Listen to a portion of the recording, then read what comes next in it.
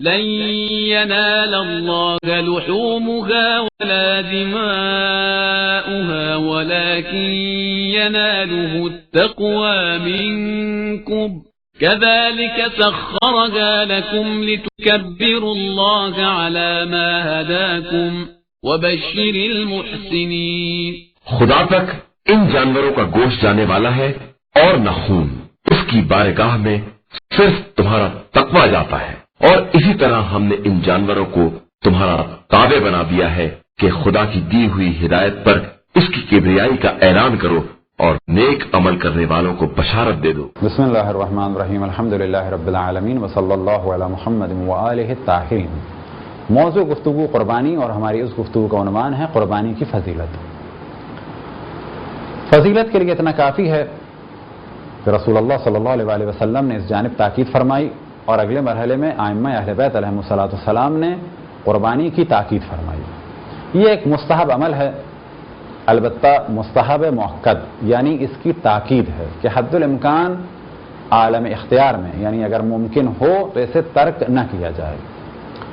اور اس کی تاکید کے بارے میں ان روایات سے بھی نتیجہ نکالا جا سکتا ہے کہ مثال کے طور پہ حضرت ام سلمہ صلوات اللہ وسلامہ علیہا نے رسول اللہ صلی اللہ علیہ وسلم سے سوال کیا قربانی کے بارے میں کہ میں قربانی کرنا چاہتی ہوں لیکن میرے پاس مال نہیں ہے. تو پہلے مرحلے میں اس سے پتہ چلتا ہے کہ رسول اللہ صلی اللہ علیہ وسلم خود بھی قربانی فرماتے تھے اور ازواج بھی کوشش کرتی تھیں کہ اپنے مال سے ہم کچھ قربانی کریں. اب یہ روایت ممکن ہے کبھی ایسے وقت کی ہو کہ جب رسول اللہ صلی اللہ علیہ وسلم کا ہاتھ تنگ ہو، کیونکہ روایتوں میں نقل ہوا کہ آپ 100 اونٹ قربان فرماتے تھے اپنے گھر والوں کی جانب سے اور اپنی جانب سے، اپنی امت کی جانب سے، جن میں سے 34 اونٹ مولا امیر المؤمنین علیہ السلام کی جانب سے قربان فرماتے تھے.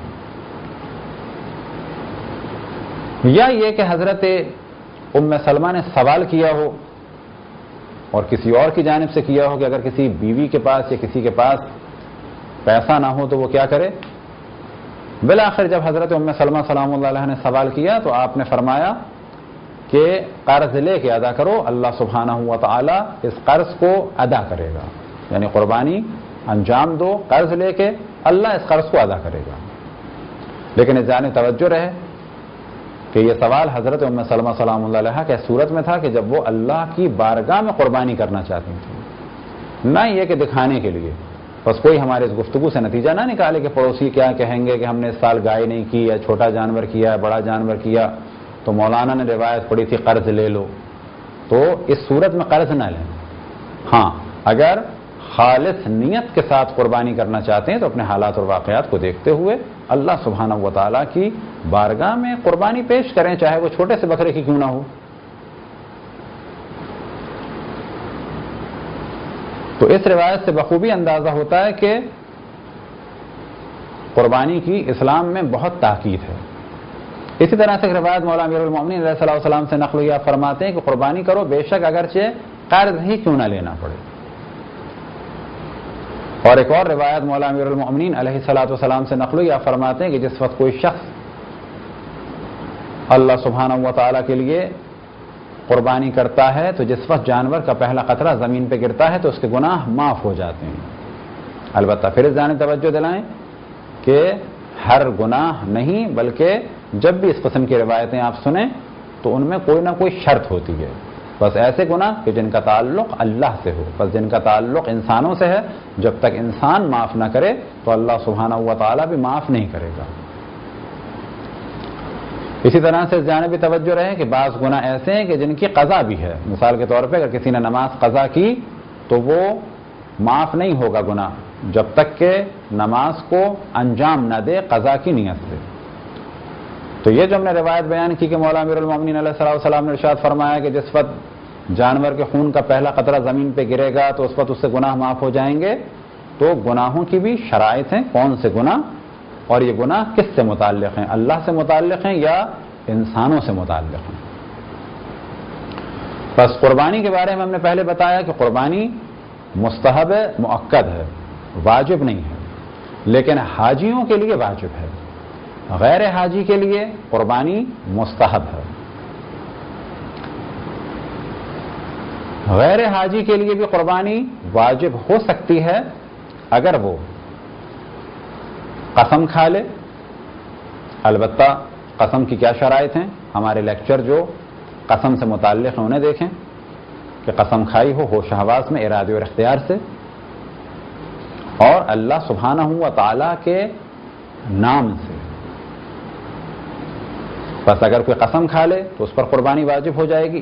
اسی طریقے سے اگر کوئی شخص اللہ سبحانہ و تعالی سے عہد کر لے، اور عہد کے مسائل کیا ہیں یہ بھی آپ ہمارے لیکچر میں سن سکتے ہیں. اسی طریقے سے اگر کوئی نذر کر لے، بس نذر بھی دل ہی دل میں نہیں کی جاتی. عہد اور نذر کے لیے زبان پہ صیغے کو جاری کرنا ضروری ہے. مثال کے طور پہ اگر کوئی عہد کرنا چاہے تو یہ کہے کہ میں اللہ سبحانہ و تعالی سے عہد کرتا ہوں.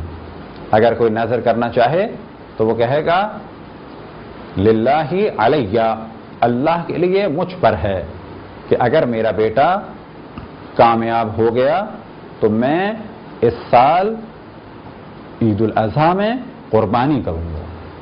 تو نذر کے بھی خاص احکام ہیں، عہد کے بھی خاص احکام ہیں، اسی طریقے سے قسم کے بھی خاص احکام ہیں. یہ تھی ایک مختصر سی گفتگو قربانی کی فضیلت کے بارے میں. خداوند تبارک و تعالیٰ سے دعا ہے کہ بحق محمد وآل محمد ہمیں اپنے رسول، اپنی حجتوں، خصوصاً امام زمان علیہ الصلاۃ والسلام کی معرفت اور اطاعت کی توفیق عطا فرمائے. وصلی اللہ علی محمد وآلہ الطاہرین.